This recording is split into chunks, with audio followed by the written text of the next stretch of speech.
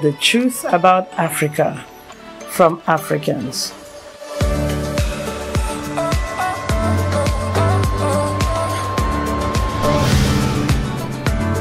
Everybody, welcome to our channel.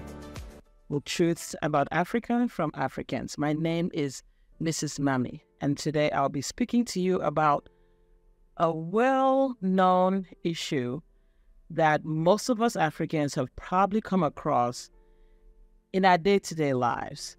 And what I'm referring to is those situations where non-Africans speak about Africa as though Africa is one nation. And yet those of us from the various nations on the continent of Africa are aware that Africa is a continent that consists of many, many different nations with diverse cultures, diverse foods, diverse languages and ways of living and doing things.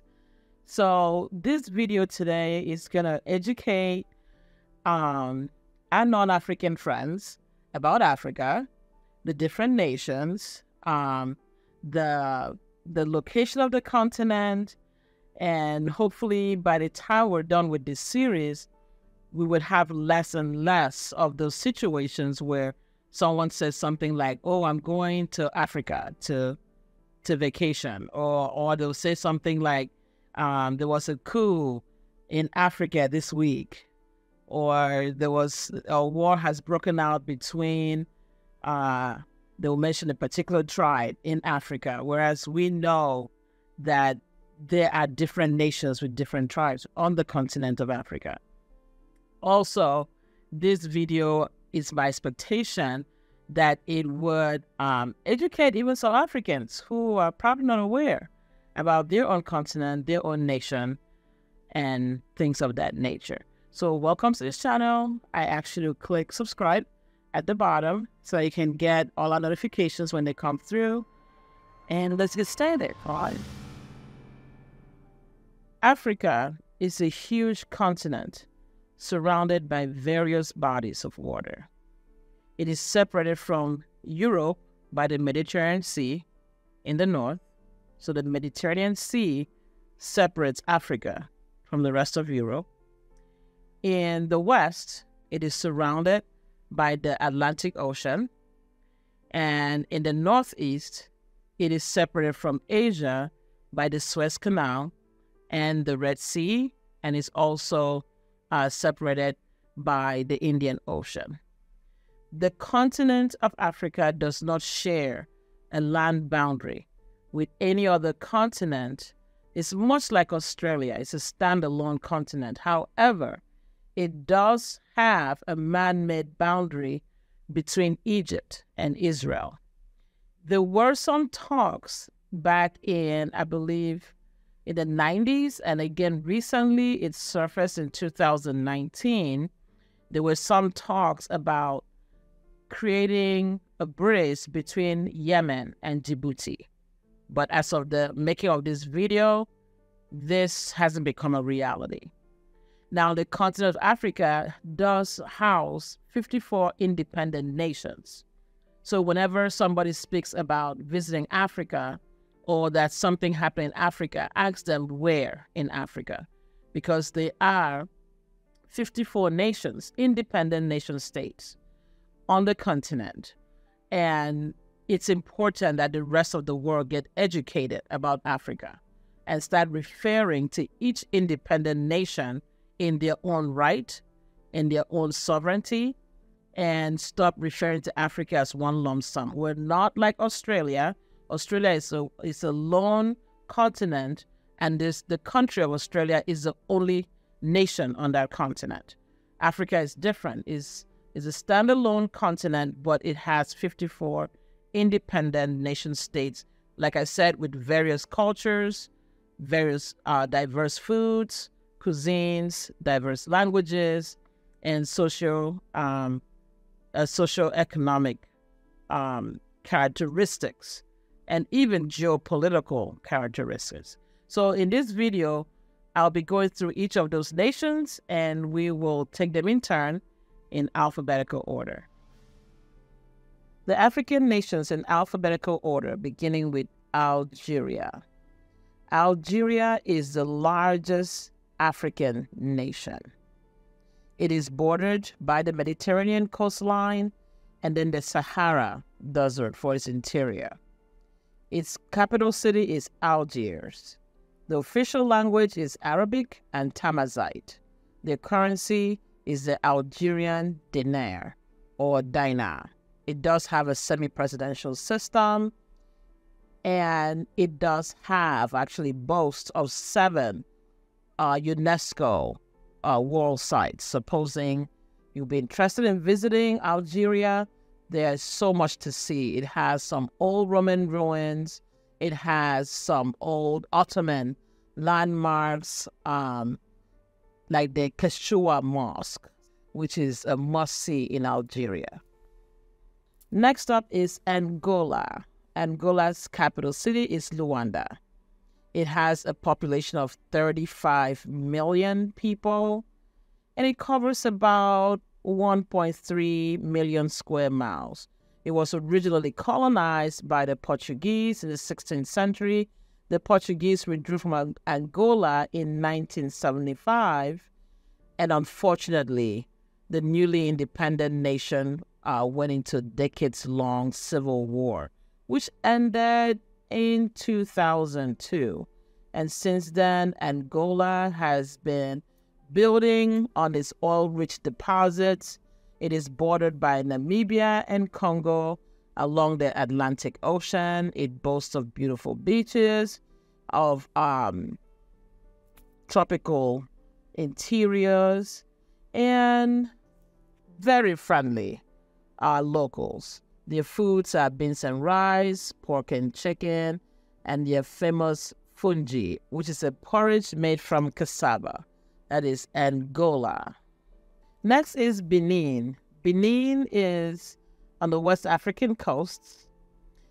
It consists of a narrow wedge of territory extending northward. So it kind of, if you look at the map, it kind of narrows out. The nation of Benin was formerly known as Dahomey.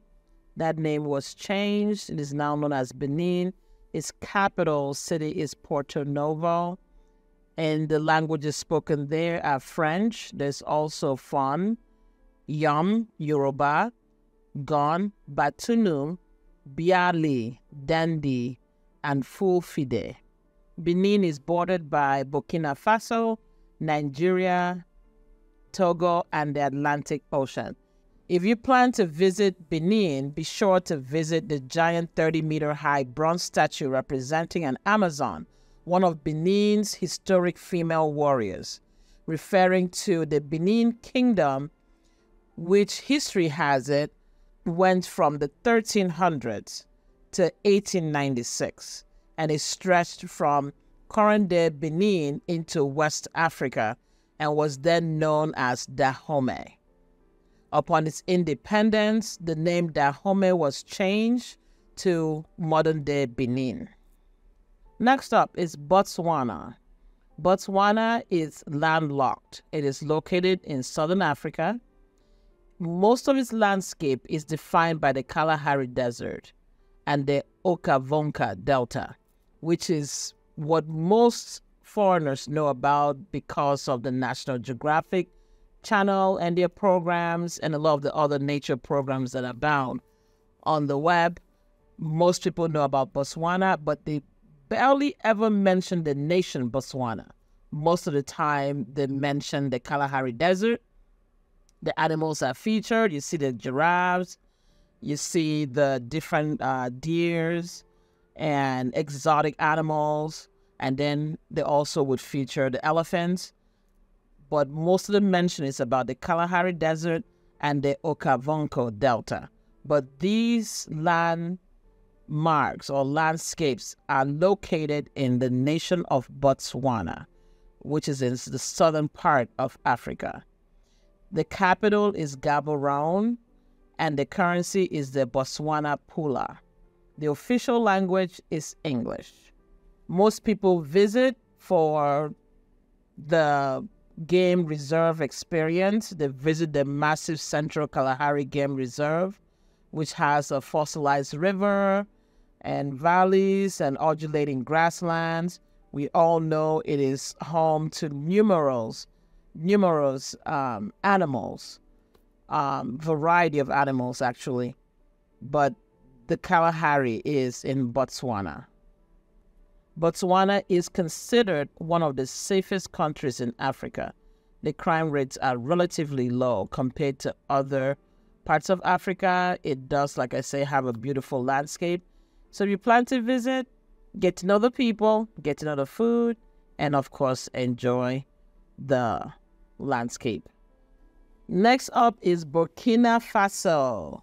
Burkina Faso is a landlocked country. It is in West Africa.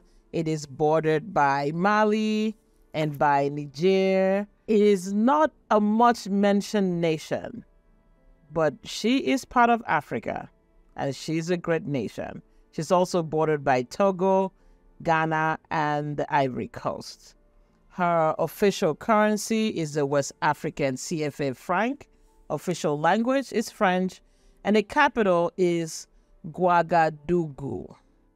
Burkina Faso boasts very unique cultural buildings. If you're interested in visiting, be sure to visit the National Museum of Burkina Faso. Be sure to visit the Ouagadougou Cathedral. There's the Grand Mosque, Bobo di Baulasso, ancient mosque, currently still in use in Burkina Faso. There's so much to see, so much heritage sites to see, and so many new and different things to do in Burkina Faso. They have the most unique ancient buildings. Nothing like the Romans, more of Ottoman and Arab influences. But there is Burkina Faso, yours to explore. Next up is Burundi. It has two capital cities, Bujumbura, and recently in 2019, Gitega. They were a colony of Belgium. It is dominated by the Hutu and the Tutsi tribes, which have fought for power pretty much since independence. Did you know that jogging is illegal in Burundi?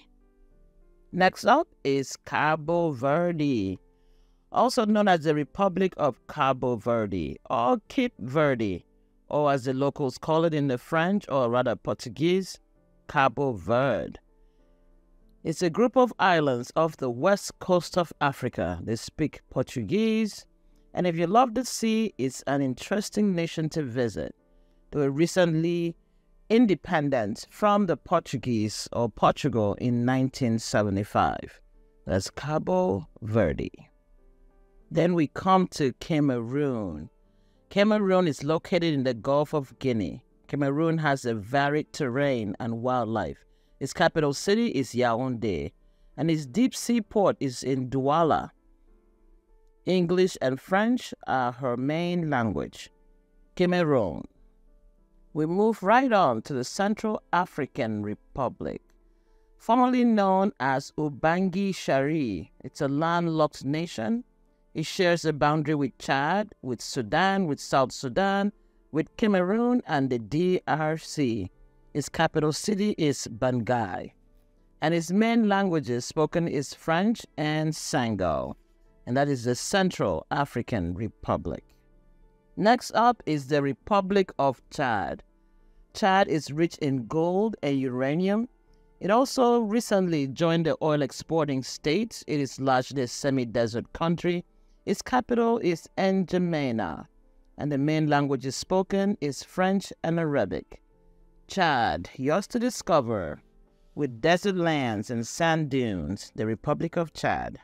Comoros is an island nation located off the east coast of southern Africa. It is commonly known as the Perfume Isle due to it being the largest producer of lang lang, a flower used to make perfumes, including the world-famous Chanel No. 5. It is officially known as the Nation of the Comoros. Its capital city is Moroni. The major language are Arabic, French, and Shikumono, and it's a predominantly Muslim nation, mostly Sunni Muslims, and that is the Comoros, an island off of South Africa. Next up is the DRC, the Democratic Republic of Congo. It's located in Central Africa. Its official language is French. It is the second largest nation on the continent. Christianity is the major religion, and its capital is Kinshasa, which sits directly across from Brazzaville, which is the capital of the Republic of Congo, which we'll be talking about later. But moving on, the DRC has the largest deposit of gold, tantalum, tungsten, and tin. All these minerals are used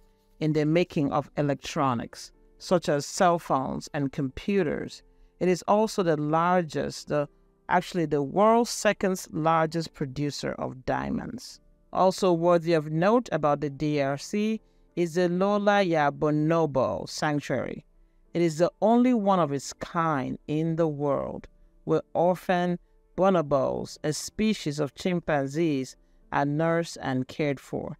This is one of DRC's most popular tourist attraction, the DRC. The Republic of Congo, not to be confused with the Democratic Republic of Congo. They're two different nations. They do have capitals facing each other. Brazzaville, the capital of the Republic of Congo, is actually directly across the Congo River from the capital of the Democratic Republic of Congo. But they're two different nations. And this is the Republic of Congo, also known as Congo-Brazzaville. Since its independence from France, it is one of Sub-Sahara's largest oil producers. The main language spoken is French, Lingala, and Kituba. It was first settled by the Bantus in 1500 BC. They traded slaves with Europeans from about the 16th century to the 19th century.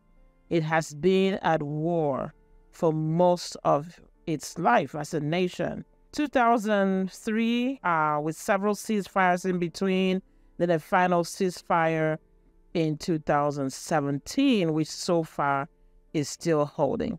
And that's the Republic of Congo. Next up is Côte d'Ivoire, also known as Ivory Coast, but heads up, they prefer to be called Côte d'Ivoire. It is a nation with lots of beach resorts. Its urban center is Abidjan. Its official language is French. They are the world's largest producer of cocoa beans. It is also a popular volunteer location in Africa.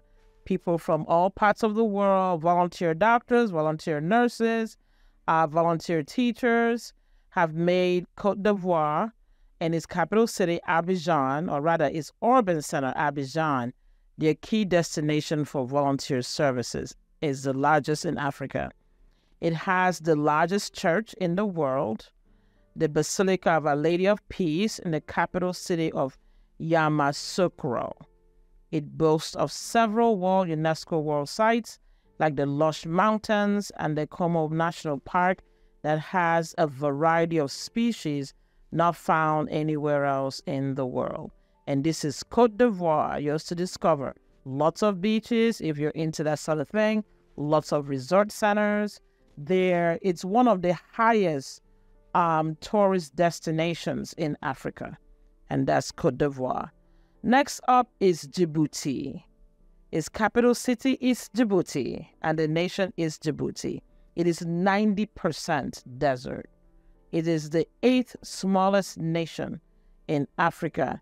It is strategically situated in the Horn of Africa, and it's an eyesight away from Yemen in the Middle East. So if you were standing on the beach in Djibouti, you should be able to look across and see Yemen. Djibouti is also Africa's lowest point on land and the 3rd lowest point on earth after the Dead Sea and the Sea of Galilee. It is the least populated nation in Africa. It has no permanent rivers. It has no permanent streams. So the rivers and streams come in season and dry out in season. It doesn't stay flowing permanently. And like I said, it is 90% desert. It is made up of two major tribes, the Somalis and the Afar. It was colonized by France. Its major languages are French and Arabic, and its currency is the Djiboutian franc, and that's Djibouti. 90% desert, third lowest point on Earth.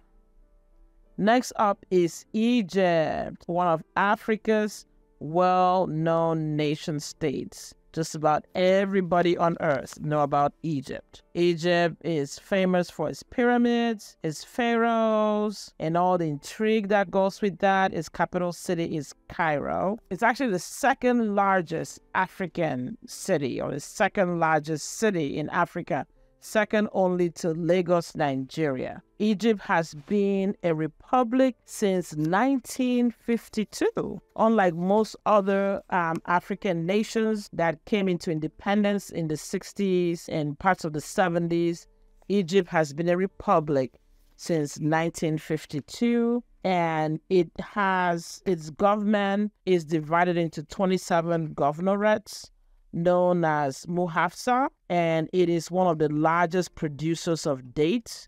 Its currency is the Egyptian pound, and that's Egypt.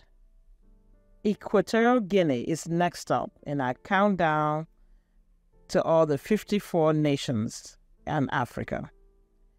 Equatorial Guinea is one of the smallest nations in Africa and the smallest nation to be a part of the United Nations. It has a presidential republic. The nation is divided into 7 provinces. The president appoints the governor over each province. It is the third largest producer of crude oil on the African continent. It has had the same president, Teodoro Obiang, since he came to power in 1979. His family has essentially ruled Equatorial Guinea since its independence in 1968 from Spain. Its official language is Spanish. It is also the only nation in Africa to have Spanish as its official language, stemming from years of Spanish colonialism. Unfortunately, this is one of the curses of colonialism, where natives take on the former colonialist state's language as their own official language. It's unfortunate, but it's a reality in Africa. Next up is Eritrea, which means red, a name which is attached to the Red Sea, which runs in the area close to Eritrea. Eritrea has the largest archaeological discoveries in Africa after Egypt. It became independent from Ethiopia as recently as 1991, and President Isaias Afwerki has been president since its independence. It has a big coffee culture, most likely coming from its attachment to Ethiopia, and its national food or well-known food is injera. Its currency is nakfa, and nakfa is the 10th strongest currency in Africa. Eritrea does not have an official language. All the languages of the different tribes making up Eritrea are considered equal according to their constitution. No language is used over and above any other language. All peoples in Eritrea are free to speak their native language in business and in private life, per the constitution. That's Eritrea. The next nation in our countdown is Eswatini, the Kingdom of Eswatini, also known as Swaziland. The Kingdom of Eswatini is Africa's last absolute monarchy. It possesses 2 capitals, Baben, which is the administrative capital of Eswatini, and Lombaba, which is the legislative and royal capital of Eswatini. Its currency is the Swazi Lilangili, and its official language is Swati and English. The majority religion is Christianity. The country is landlocked, but boasts of a good road system throughout the kingdom and a reliable cargo rail system which moves goods to the major seaports in South Africa. The Kingdom of Eswatini are very big on trade, international trade. They pride themselves on creating the best atmosphere for trade, for business, for foreign investment capital to thrive within the kingdom. And there is Eswatini, yours to discover. Next up is Ethiopia. Ethiopia is the oldest country on the continent of Africa. It's been the oldest existing nation in Africa. It is the land of origins with deep cultures going back millions of years. As a nation, it was first founded in 980 BC. It is the only African nation that has never been colonized. It actually has a World UNESCO site that has a standing fortress city. The Ethiopians love coffee. Coffee was first discovered in Ethiopia. Coffee is a big culture in Ethiopia, which, as we spoke of earlier, kind of rubbed off on the Eritreans, who still have coffee as a big culture. Ethiopia uses a 13-month calendar system, so it is different from the rest of the world that use a 12-month calendar system. Christmas in Ethiopia is celebrated on January 7th of every year, and it is strongly believed and also held by the Ethiopian ruling government that the Ark of the Covenant of the Jews is housed in the St. Mary Sion Catholic Church, or also known by the locals as Mother Church of Ethiopia. Its capital is Addis Ababa. It boasts of 9 UNESCO World Heritage Sites. These sites are well maintained, making Ethiopia a desirable tourist destination.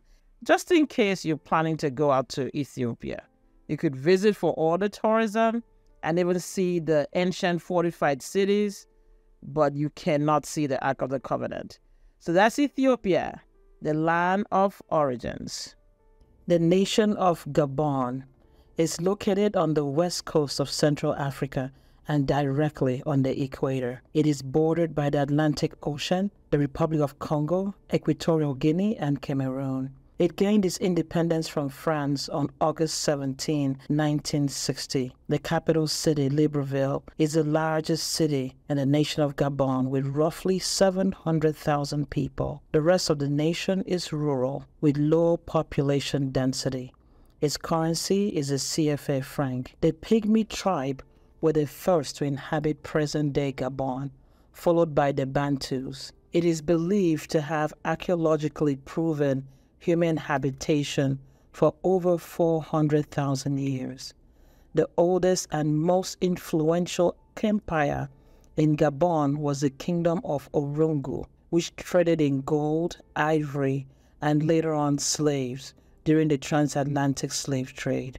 Orungu Kingdom declined after the slave trade was abolished in the 1870s. If visiting, be sure to check out her many beautiful waterfront property, Pangora Tropical Mangrove Park, Luango National Park with its famous salt marshes and lagoons.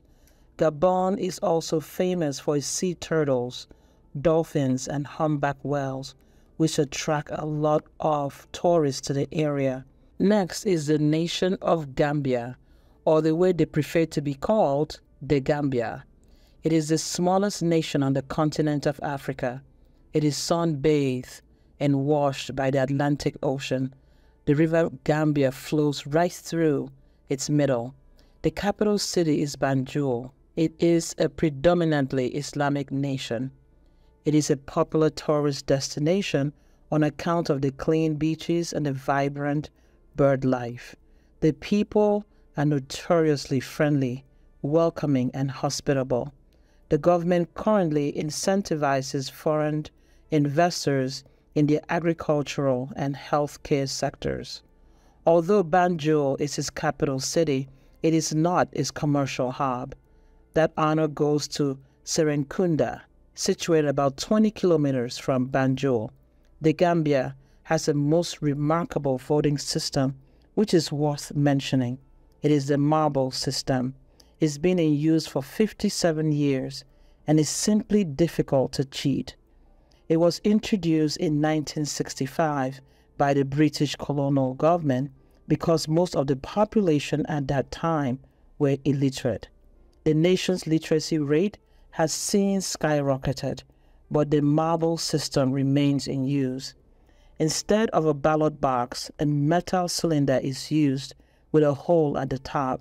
The containers are placed in a voting booth and painted with each political party's colors and candidates' photos. Each voter is handed a marble upon ID verification, and the voter proceeds to the metal can bearing the picture of the candidate they're interested in voting in. The voter drops one marble into the can. As it drops, a bell sounds so the officials are able to hear if someone drops more than one marble, in other words, if someone votes more than once. At the end of voting, the marbles are emptied into a tray by the election officials and counted in the presence of all present. This system has been surprisingly successful. Long live the Gambia and her democracy. Next up is Ghana. Officially the Republic of Ghana. Her capital city is Accra. The major languages are English, Ashanti, Evi, and Fanti. Its two largest religions is Christianity and Islam. It is known to have been continuously occupied since 1200 BC by the Akan people, who remain the largest ethnic group in the nation today. It was formerly called Gold Coast by Europeans, but upon independence it took the name Ghana. One of Ghana's well-known citizens is Mr. Kofi Annan, former UN Secretary from 1997 to 2006, and a Nobel Prize winner in 2001 for his, quote, work for a better organized and more peaceful world, end quote. And in the humble opinion of Mrs. Mami, the most effective UN Secretary, who strived tirelessly in his advocacy for human rights and the rule of law. If visiting Ghana, be sure to visit its world-renowned UNESCO-listed Ashanti traditional buildings, a collection of 18th century dwellings from the time of the Ashanti Kingdom. Next is the nation of Guinea. I personally would refer to this beautiful nation as the source of water. The Niger River, the Gambia River, and the Senegal River all have their origins in Guinea. It is officially the Republic of Guinea. Its capital is Conakry. Popular languages are French, Pula, Sus, and Maninka. The religions are Muslim, Christian, and animist.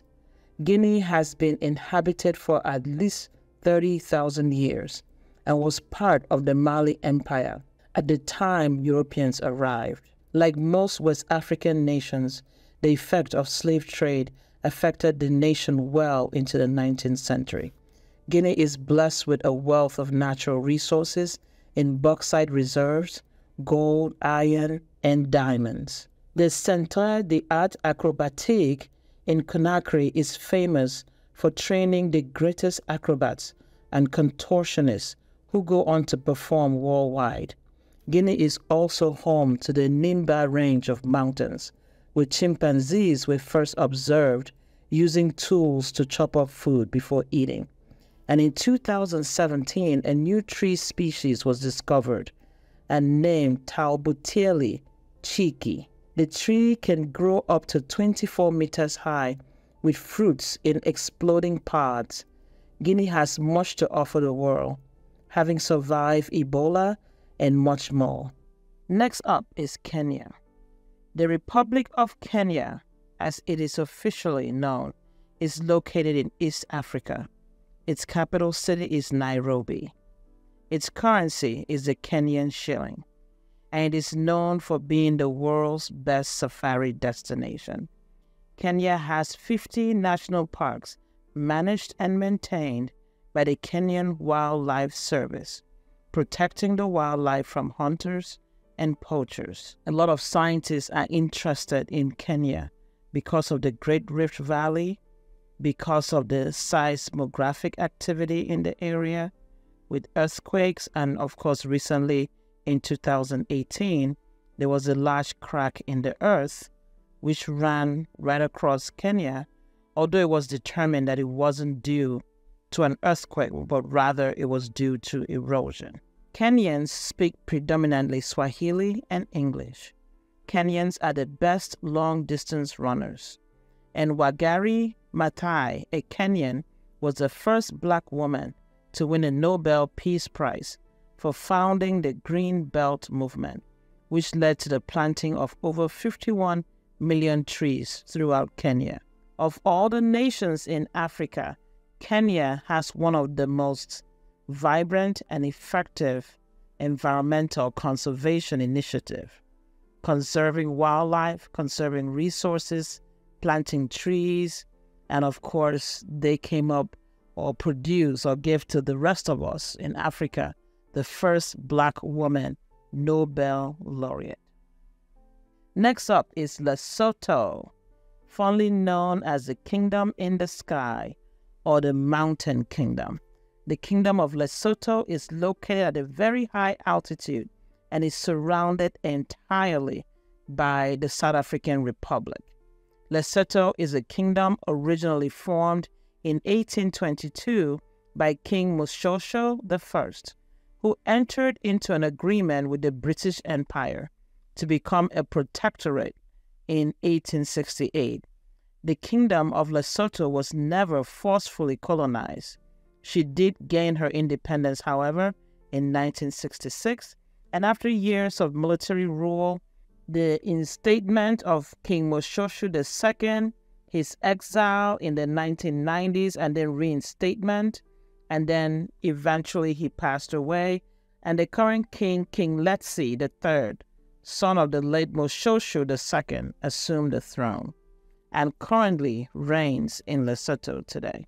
The capital of Lesotho is Masuru. The official language is Sesotho and English. Its name, Lesotho, translates land of the Sesotho speakers. In Lesotho, there are still cave dwellers. The Hakom cave houses form a group of cave dwellings in the district of Berea and is inhabited by the Basayo clan. Lesotho is completely surrounded by mountains and is the only African nation with a ski slope for skiing and other snow sports. At its highest point, it sits at 3,240 meters above sea level. Unfortunately, Lesotho has the highest rate of HIV infections on the continent of Africa. The next highest rate of HIV is found in Swaziland. It has a high literacy rate, about 70% among men and 88% among women. It is a median income country. It doesn't have that much access to sea and seaports, so its socioeconomic status is pretty low. But there's a lot of potential for this nation if they could build their tourist industry and take advantage of the ski slopes and take advantage of all the mountains around them and build their economy out of tourism. But that's Lesotho, one of the smallest nations in Africa, but also one of the most unique. The Sky Mountain, Lesotho, has a rich and complex history. She was established in the early 19th century, essentially in 1822, as a colony of freed American slaves. Over time, the colony grew and eventually declared its independence from the American Colonization Society in 1847, thus becoming Africa's first independent republic. It is located on African West Coast, bordered by Sierra Leone, Guinea, and Côte d'Ivoire, and the Atlantic Ocean. Its major ethnic group is Kapela people, followed by the Basau, the Jio, and the Mano. English is a major language. Its economy is heavily dependent on its natural resources of rubber, timber, iron ore, and diamonds. Its capital city is Monrovia. In 1980, the last Americo-Liberian president, William R. Tolbert, was killed, which led to over 2 decades of political instability, followed by the First and Second Liberian Civil Wars, which resulted in the death of 8% of its population and displacement of many more Liberians, leading to about 90% shrinkage in the Liberian economy. A peace agreement in 2003 led to a democratic election in 2005, and Liberia has since maintained an even track, and we hope to see her do even better in the decades ahead. Next is Libya, one of Africa's largest nations. Most of Libya lies in the Sahara Desert. The capital is Tripoli. Her currency is the Libyan dinar.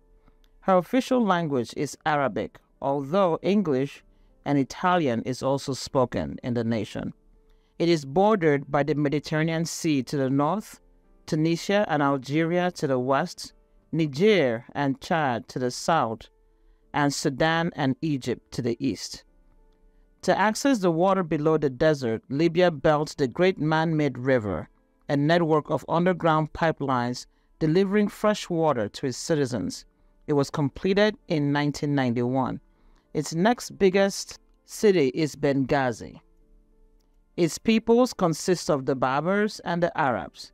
The Berbers are the earliest inhabitants of these lands and are thought to have arrived around 1200 BC.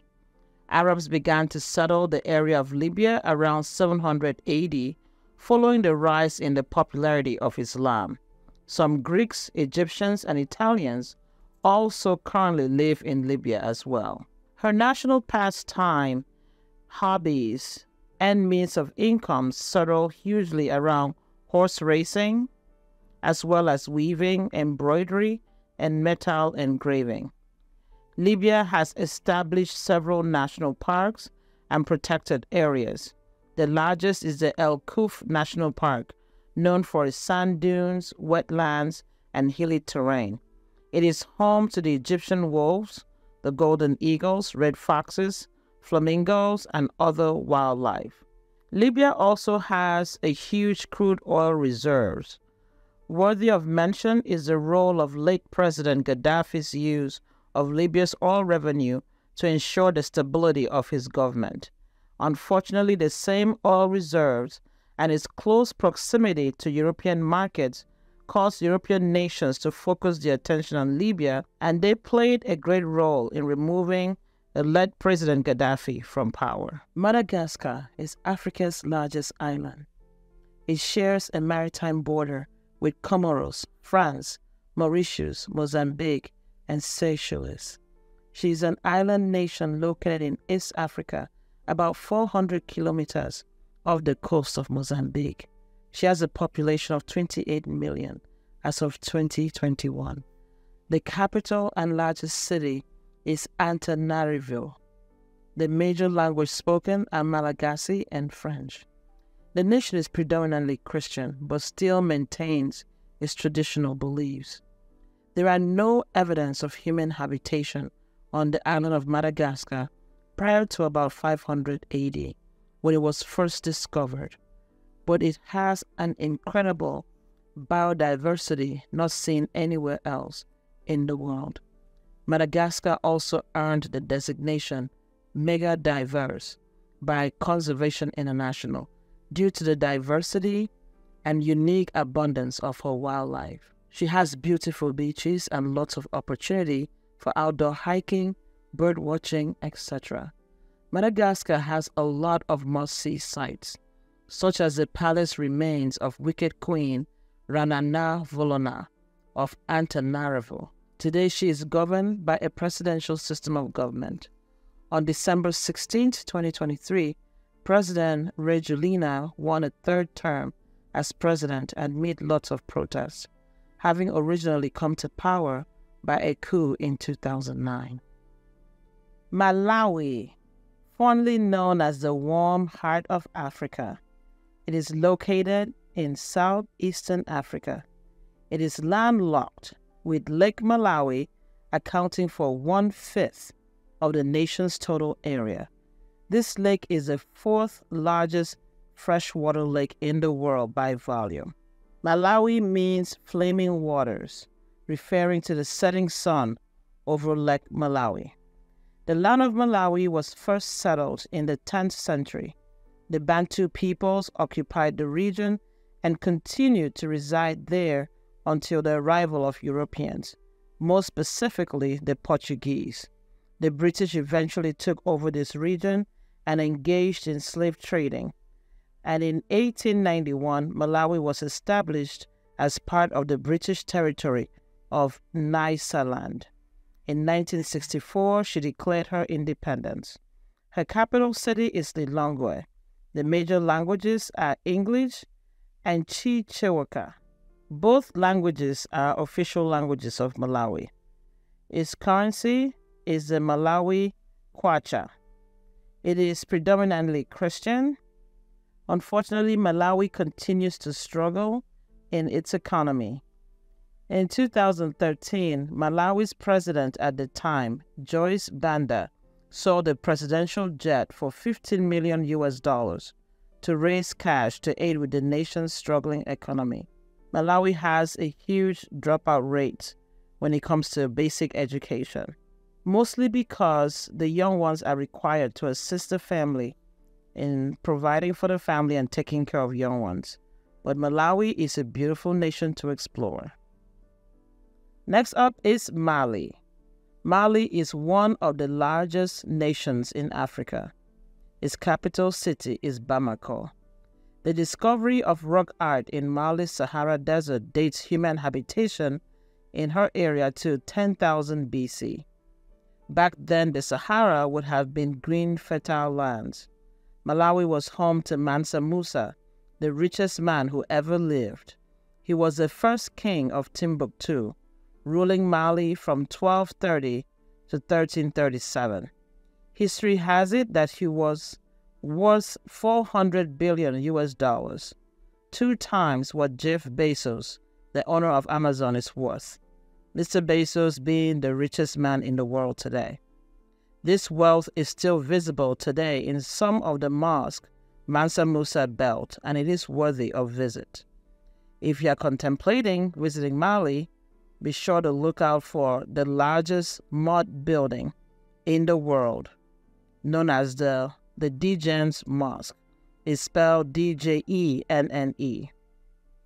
Mali was originally established by King Sundiata, known as the Lion King.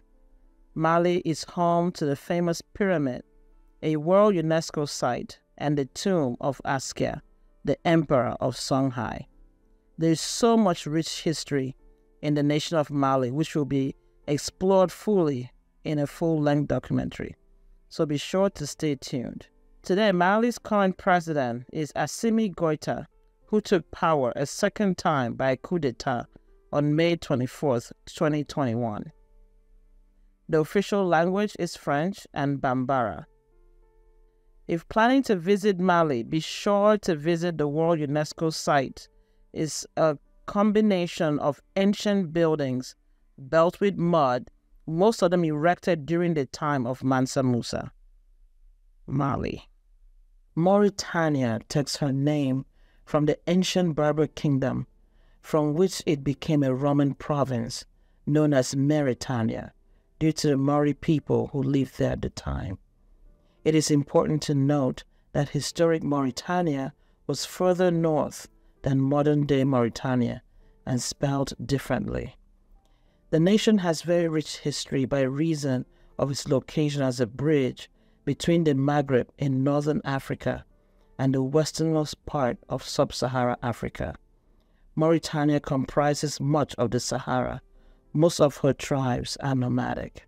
She is rich in hydrocarbons and fisheries and home of several well-preserved historical sites worth visiting, such as the city of Chinguitti, known for its ancient libraries, one of the oldest libraries in the world. The capital city is Nouakchott. The official language is Arabic. Its currency is the Uiguia. Mauritania is the last nation on earth to abolish slavery, which happened in early 1980s.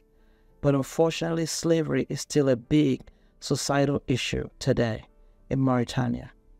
The nation recently discovered natural gas and now has hopes of exploring its reserves to better her economy. Mauritius. Mauritius is an island nation located in the Indian Ocean off the eastern coast of Africa. Her nearest land neighbors are Mozambique and Madagascar, which is also an island of eastern Africa. Mauritius is part of the Macarena Islands. Its capital is Port Louis. She claims sovereignty over Chagos archipelago, though this claim is a standing dispute between her and Britain. Mauritius was colonized by the Netherlands from 1638 to 1710, by France from 1715 to 1810, and then came the British in 1810. Mauritius gained her independence from Britain in 1968. She is the only nation on the continent of Africa to have Hinduism as its major religion. It is followed by Christianity and has a small Muslim population. English and French are the major languages spoken in Mauritius. This island is a paradise. It is beautiful and lush, with lots of waterfalls and rich vegetation. It is the only known habitat of the dodo bird, which is now extinct. Tourism is a great part of her economy, but she also produces lots of sugarcane. Mauritius, yours to discover. Next up is Morocco. Morocco is one of the closest African nations to Europe. It is less than 16 kilometers from Europe and unfortunately the site of many immigrant crossings of Africans fleeing persecution and economic hardship as they head for Europe. The official language there are Berber and Moroccan Arabic, known as Darija. Due to French colonization, a lot of Moroccans speak French as well. They are mostly multilingual. Tea is huge in Morocco. It consists of a special brew known as Berber whiskey. Morocco also has the oldest university in the world. The Caron Queen Mosque opened in 859 BC. This university was built by Fatima al-Fihri, the daughter of a wealthy Caronian refugee. The university remained private for years and became part of the state educational system in 1963. Morocco also has the oldest ruling dynasty in the world, actually the second oldest ruling dynasty in the world, which began in 1631. The current king is Mohammed VI. He is the 23rd of his line. Morocco is also a favored filming destination with well-known movies such as Gladiator, The Mummy Returns, and the well-known Casablanca, named after Morocco's major Atlantic Ocean seaport of Casablanca. The capital city is Rabat. Next up is Mozambique, well known for being the largest marine reserve in Africa. She is home to 5 out of the 7 endangered species of turtles. She boasts miles of stunning coastline along the Indian Ocean, diverse wildlife, and a bustling market. She's a top destination for honeymooners, and she's located on the eastern coast of Africa. She's bordered by Tanzania, Malawi, Zambia, Zimbabwe, South Africa, and the Sky Kingdom of Eswatini. Her capital city is Maputo, which is also her largest city. The official language is Portuguese, having gained her independence from Portugal on June 25, 1875. Her currency is the Mozambican metical. Mozambique. Namibia consists mostly of desert and semi-desert plateaus. English and Afrikaans are her major language. She's located on the southwestern coast of the African continent. Her capital city is Windhoek, where German-era buildings are still located today. The painful and violent past of German occupation is still visible in Namibia, which was once of a German colony and later gained independence from South Africa in 1990. Namibia has a democratic form of government, and her well-known anti-apartheid activists and later third president, unfortunately died of cancer on or about February 4th of 2024. Namibia is scheduled to hold a presidency election in November of 2024. In the meantime, the acting president is in charge, and Nandi Ndaitwah of the ruling SWAPO party is running for president, and if elected in November of 2024, she will become the first female head of state of Namibia. Niger is a landlocked West African nation. Her capital city is Niamey, or in the language of the Zama people, Name. The official language is French, but Arabic, Hausa, Zame, and Kanuri are some of the other languages spoken there. It is predominantly an Islamic nation. She has the largest prehistoric cave engraving depicting giraffes, ibex, and other animals. Niger also has a dinosaur named after it, the Nigersaurus. It was a 30-foot-long herbivore which lived in the region about 100 million years ago. Archaeologists also found its bones in places like Algeria and Tunisia. Niger is also home to the largest mud brick structure in the world, the Agadez Mosque. Niger has been continuously inhabited for about 60,000 years. It was part of the Songhai, Mali, and Kaneme-Borno empires long before the arrival of Europeans. She gained her independence from France in 1960 and unfortunately has experienced a lot of political instability, coups, droughts, and insurgency, which has made it one of the poorest nations on the earth. It is also one of the hottest countries in the world, with 4/5 of its landmass being covered by the Sahara Desert. Nigeria is located on the Gulf of Guinea in West Africa. She is often called the Giant of Africa due to her vast landmass and the diversity of her peoples and languages, not to mention her extensive oil reserves and other natural resources. Her capital city is Abuja. Her major rivers are the Niger River and Benue rivers. She boasts a major mountain range in the east known as the Cameroon Highlands. The official language is English.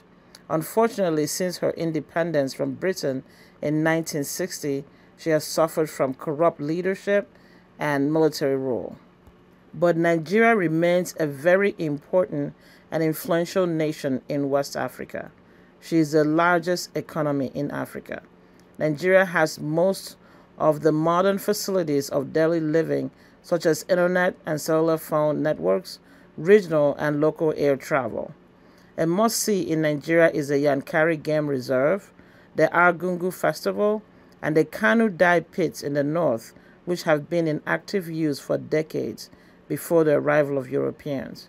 Nigeria has recently led Africa in the movie, music, and entertainment industry with Netflix-worthy Nigerian movies. Rwanda is unfortunately known for the Rwandan genocide of the early 1990s until the failed Arusha Peace Agreement and its aftermath, where millions of Rwandans were murdered. But there is more to Rwanda than genocide. Today, Rwandans prefer to be seen as Rwandans and not as Batutsis, Bahutus, or Batwa. As a matter of fact, genocide or the mention of genocide or any form of language that will create division is largely frowned upon and can lead to imprisonment. With this mindset, Rwandans are building a safe nation out of the rubbles of war. Prior to European contact, Rwanda was a centralized kingdom presided over by Tutsi kings who came from one ruling clan. The king's court consisted of chiefs, which were his cattle chiefs, land chiefs, and military chiefs, who were mostly bad Tutsis, though other clans were involved in the ruling. In 1866, Rwanda became a German colony. The German rule alienated the king and his chiefs from the rest of the population. After the Germans were defeated in World War I, Rwanda fell under the administration of Belgium. In 1935, the Belgian colonial administration began a discriminatory national identification practice based on ethnicity. They favored the Batutsi king and the Batutsis, which became the ruling elite. The Belgians eventually abolished the monarchy after sowing seeds of mistrust based on ethnic groups. Today, Rwanda is considered one of the safest nations to visit in Africa. It is still a poor country, but with lots of tourism opportunities for gorilla trekking and chimpanzee trekking tours.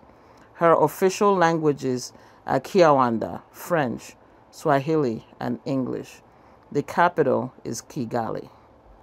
Sao Tome and Principe is a Central African nation located on the equator in the Gulf of Guinea and sits west of the nation of Gabon.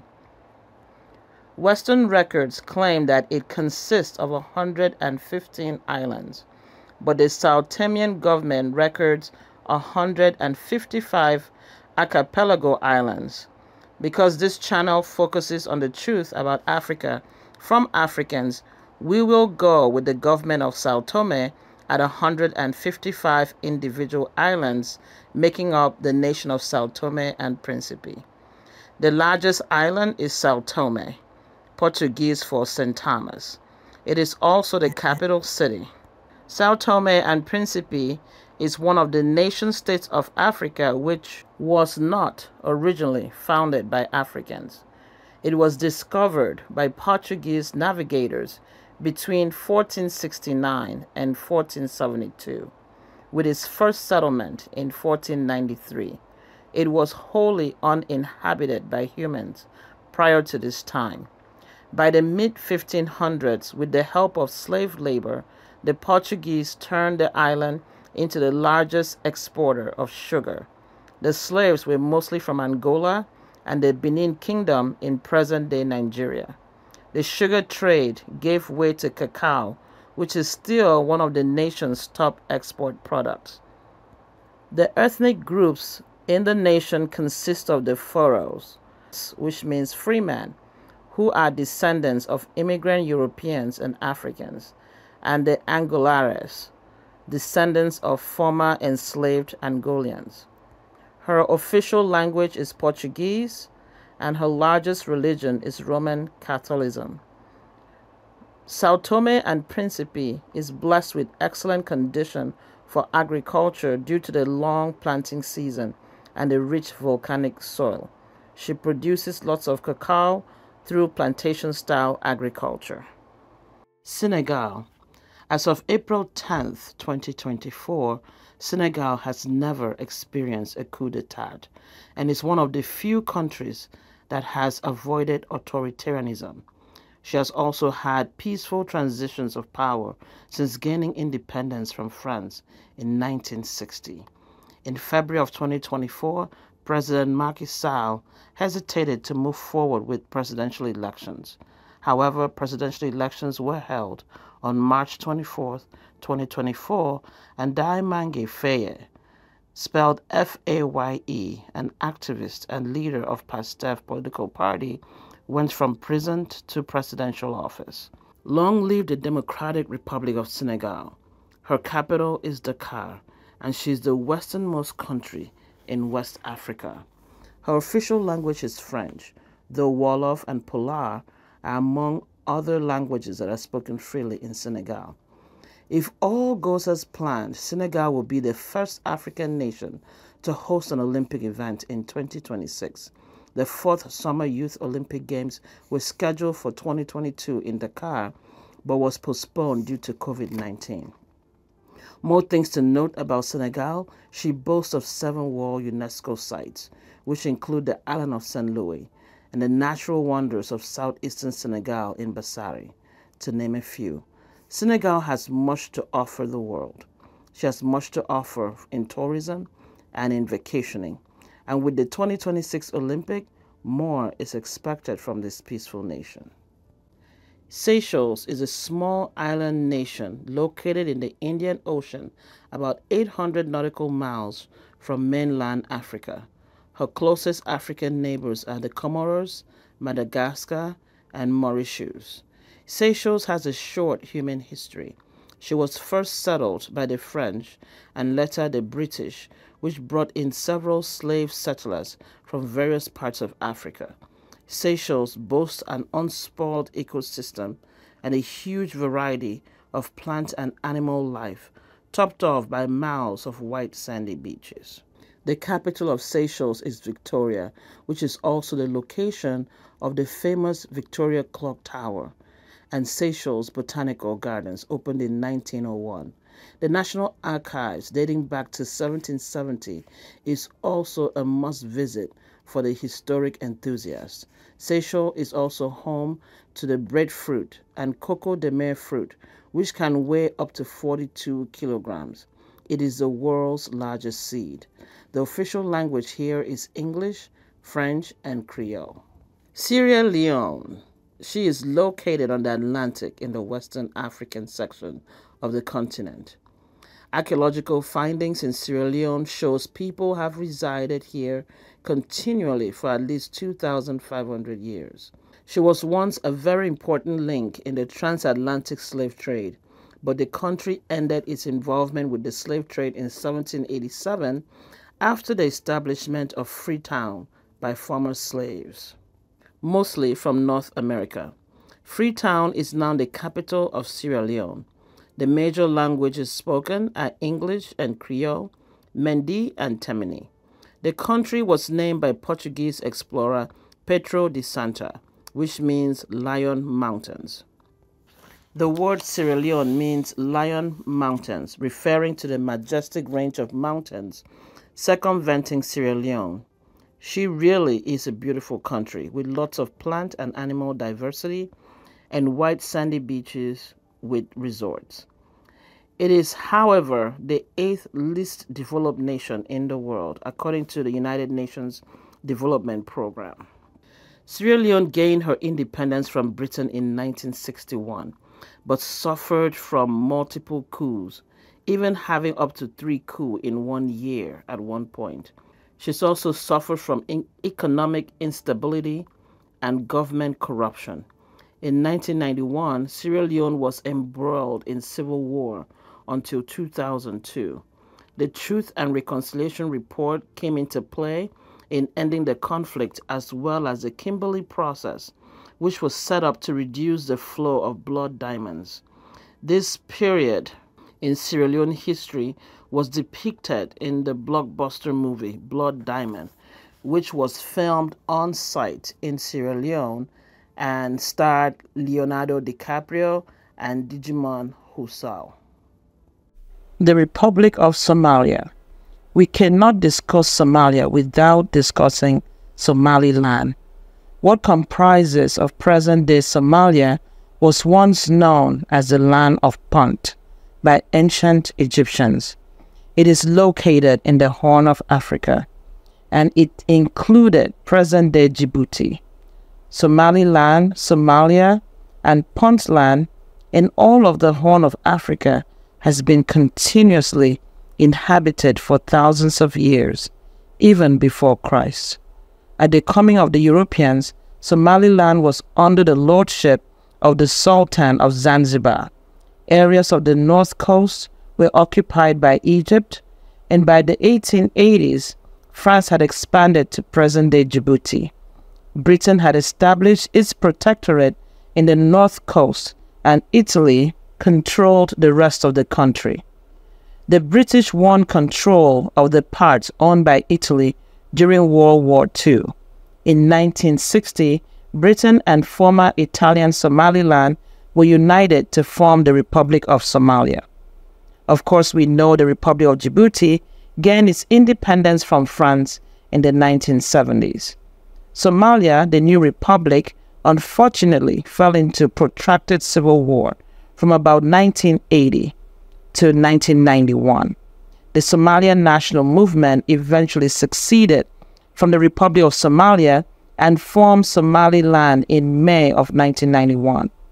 Somaliland is yet to be recognized as a state by nations of the world, but it does experience stability compared to the civil war which continues to plague Somalia, the republic. Puntland eventually declared independence in 1998.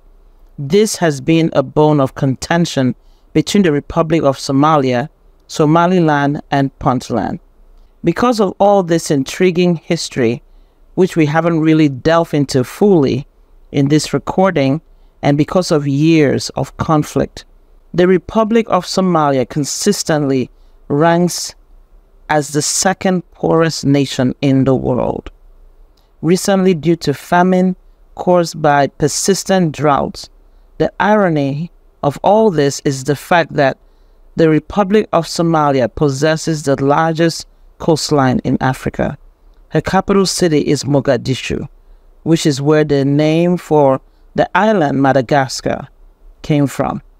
Her major language is Arabic, Somali, Italian, and English.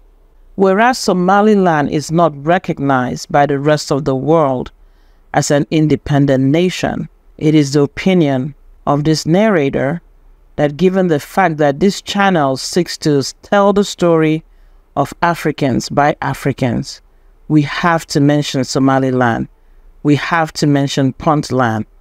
So in coming videos, these two pseudo-nations will be delved into in depth at some point, just to make sure that we recognize that there are some Africans in Somaliland and Puntland that believe that they have the right to self-governance and independence. South Africa is the southernmost nation. Her inland Kruger National Park is where one can find big game, and around the Cape of Good Hope are the craggy cliffs, and her western cape offers sandy beaches. History is awash with the apartheid regime, which facilitated the incarceration of well-known activist Nelson Mandela and ended with him becoming the first black president of South Africa.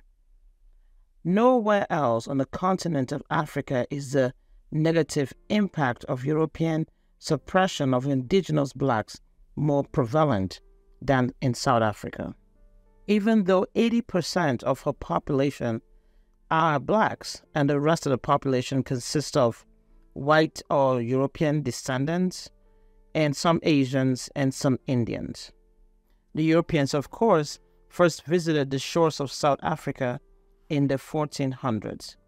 Prior to this, archaeological finds in the caves of Butang province, now a UNESCO World Heritage Site, suggest that humankind existed in South Africa from about 3 million years ago. South Africa contains the oldest human archaeological findings in the world.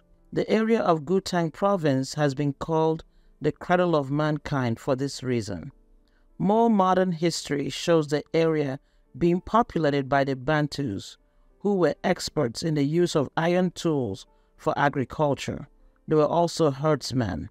The earliest ironworks in this area dates to about 1050, well before the presence of Europeans, which firmly debunks the notion that Europeans brought civilization, quote-unquote, to Africa.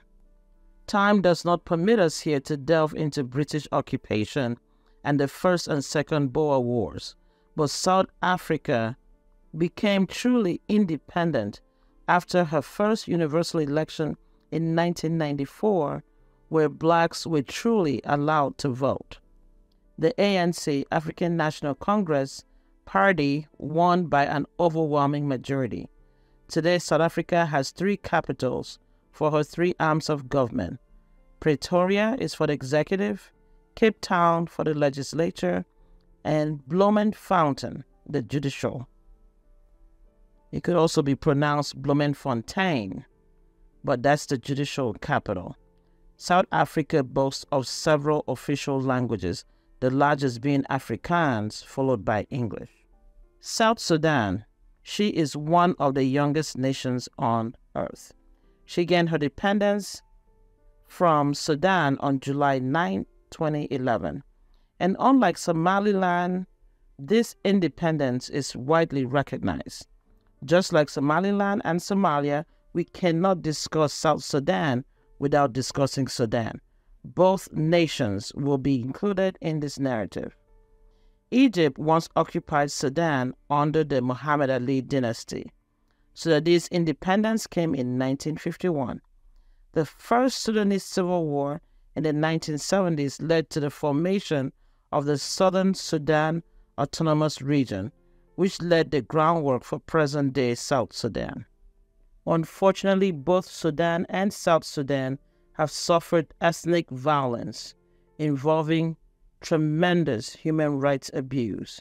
From 2013 to 2020, when competing military leaders Salva Mayardit and Riek Machar struck a peace deal. South Sudan is predominantly a Christian nation. She is a member of the UN and African Union and one of the poorest nations in the continent. Her capital is Juba. Her official language is English, although Dinka and other languages are also prevalent. Her currency is a South Sudanese pound, which is a carryover influence from British colonial rule in Sudan prior to the independence of South Sudan. Today, there is opportunity for tourism and travel in South Sudan, which is one of the few wild and native places to visit in the world. She boasts native villages of indigenous people, largely unspoiled by Western influence. Because South Sudan is landlocked, there are no miles of beaches to discover here. However, and very, very unfortunately, South Sudan and that entire region has been destabilized by continuous and very dangerous armed conflicts. The borders are not safe. The capital city, Juba, is plagued by crime, by kidnapping, and all sorts of atrocities. So it is not a good time to visit South Sudan or Sudan. However, given the amount of native and largely unspoiled indigenous villages, there is much tourism that can be had in this region if the Sudanese can reach a place of peace and agreement and allow their nation to thrive. Sudan is an Arabic name which means land of the blacks. It is located in northeastern Africa. Sudan was once the largest nation in Africa until the succession of South Sudan in 2011. Sudan, since prehistoric times, has been the crossroads between Africa and the Mediterranean. Her capital city is Khartoum, which is largely still a war zone, as SAF, Sudanese Armed Forces, and RSF, Rapid Support Forces, continue a long-standing struggle for power. Sudan is currently in a humanitarian crisis. Prior to the war, which broke out in April of 2023, Sudan was already facing a crisis due to extreme weather. Needless to say, the warring factions have made the weather crisis into an intolerable situation with killings of over 16,000 Sudanese and displacement of thousands of Sudanese and other diplomats and outsiders who resided in Khartoum. It is a known fact that Sudan is in serious trouble. Donations are welcome, medical volunteers are welcome. Any decision to donate or volunteer must be routed, or preferably should be routed through the International Rescue Committee, the IRC, which is managed by David Miliband. I will note I have no connection to that organization. I just know that it's a reputable organization through which you can know that your donation or your volunteerism will actually get to the people most in need. Now, prior to all the wars, extreme weather and uncertainty, Sudan had popular tourism activities such as the River Nile cruises, rafting, wildwater rafting, kayaking, and wilderness trekking in places like the Dinbar National Park, the Mara Mountains, the pyramids of Meroe, the tombs at Kamar. And Sudan possesses unique archaeological sites and attractions, some of them along the Red Sea coast. And those attractions have brought in tourism dollars, which once contributed to about 2.4% of the nation's GDP and could do more. If developed, the warring factions can come to their senses and end the war and work together like the nation we're about to see next, which is Tanzania. Tanzania is officially known as the United Republic of Tanzania. It is located in East Africa in the Great Lakes region. Here is the home of the Serengeti National Park and Kilimanjaro National Park, named after Africa's highest mountain. Also worthy of note is the tropical islands of Zanzibar and the marine park offshore, which is home to whales, sharks, and a vibrant coral reef. The capital of Zanzibar is Dodoma and Dar es Salaam. Her official language is Swahili and English. The nation of Tanzania consists of Tanganyika and Zanzibar, which after their independence united in 1964 to form the United Republic of Tanzania and have since then worked peacefully together to develop Tanzania, to make Tanzania a stable and safe place to live in and to visit. It's not perfect by any means. It's not perfect, but it is safe. It is stable. And that counts for a lot compared to Sudan, where the two generals are fighting each other to the detriment of the land and the people. Tanzania's Olduvai Gorge in the north is the location of the oldest human settlements. This area is also known as the cradle of civilization.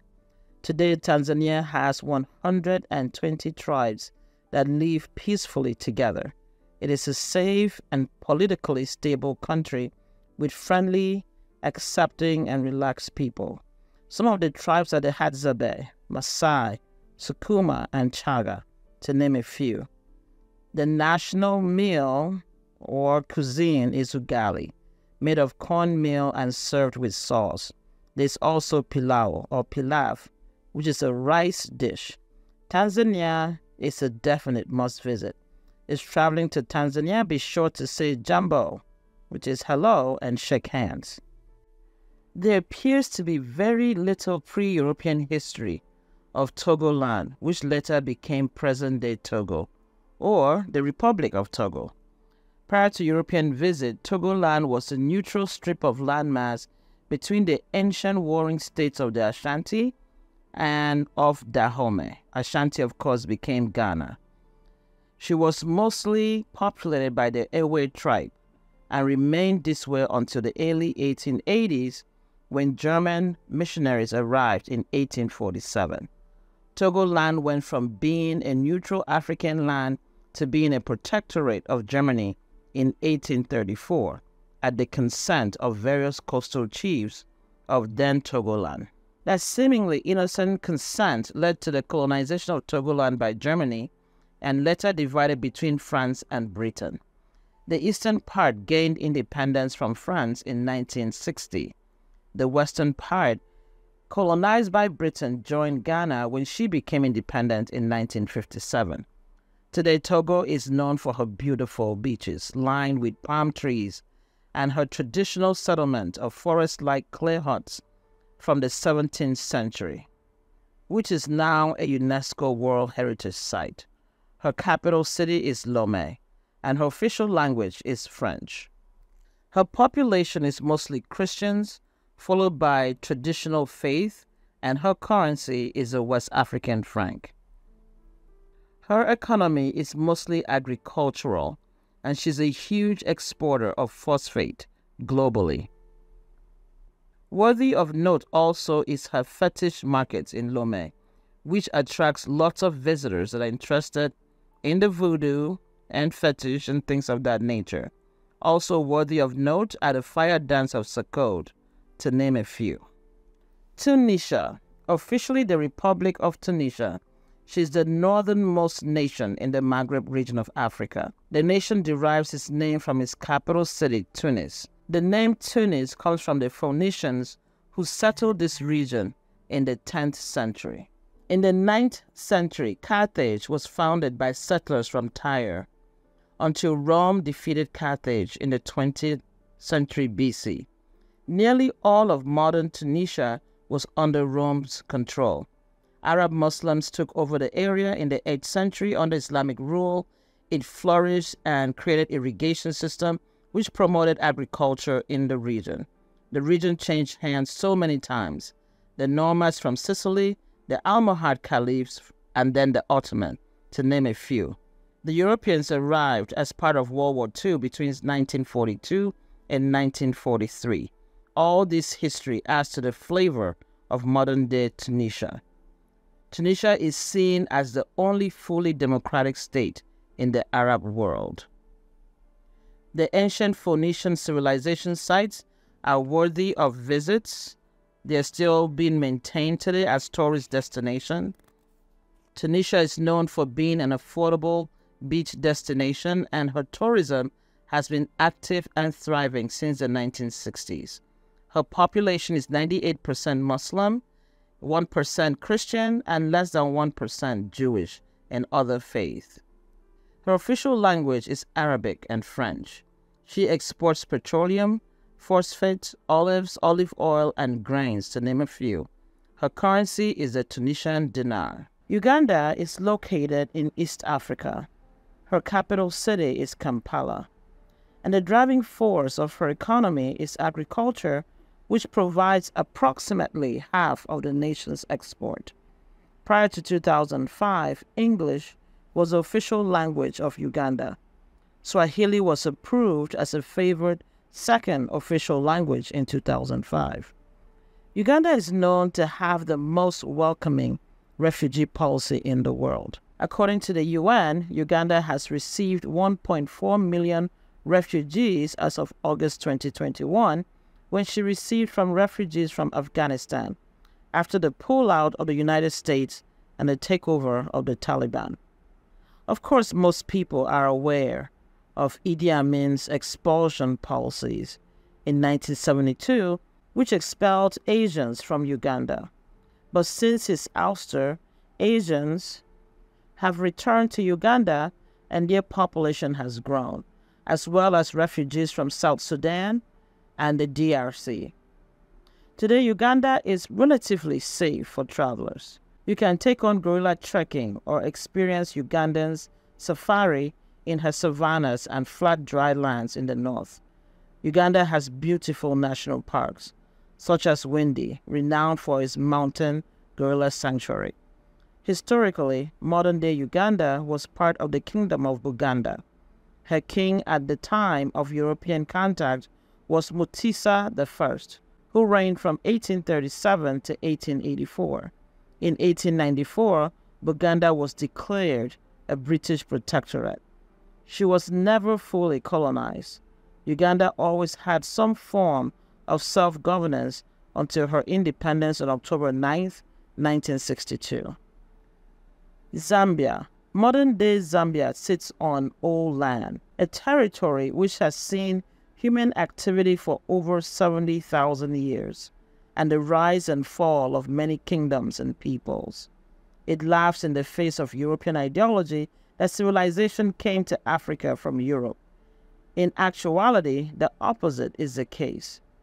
Earliest history shows the Hausa people in this region, who were replaced by the Bantus from the Congo area in the 1st century AD.